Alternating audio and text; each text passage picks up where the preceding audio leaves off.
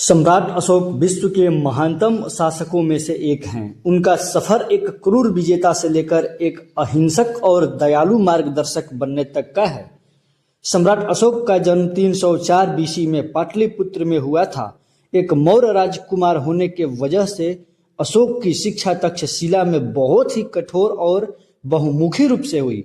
उन्होंने तलवारबाजी, घुड़सवारी और हाथी चलाने में महारत हासिल की। वे एक महान सेनापति और महान योद्धा के रूप में उभरे। उन्होंने अर्थशास्त्र, राजनीति, धर्म और शास्त्रों का गहरा अध्ययन किया। 18 वर्ष की उम्र में सम्राट अशोक को उज्जैनी का वायसराय बना दिया गया था। उनके पिता बिंदुसार की मृत्यु के बाद अशोक को अपने भाई सुसीम के साथ सत्ता के लिए बहुत ही संघर्ष करना पड़ा।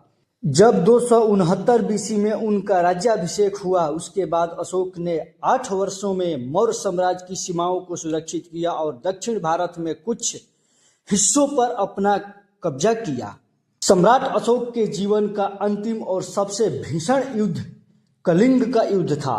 कलिंग एक स्वतंत्र और शक्तिशाली राज्य था जो मौर्यों की समुद्री व्यापारिक रास्ते में बाधा बन रहा था।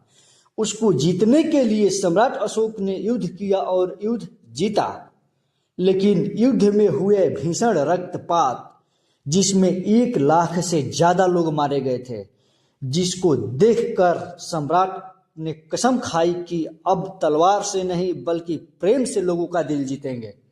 उन्होंने केवल युद्ध ही नहीं त्यागा, बल्कि प्रजा की भलाई के लिए सड़कों के किनारे छायादार वृक्ष लगवाए और कुछ कुएं खुदवाए।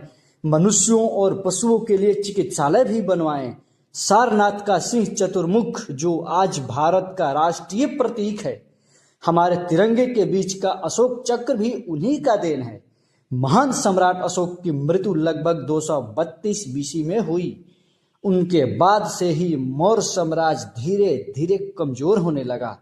उन्होंने 84,000 स्तूपों को बनवाया था, जैसे सांची स्तूप, केसरिया स्तूप, बहुत से स्तूपे हैं। उन्होंने महाबोधि मंदिर भी बनवाया था।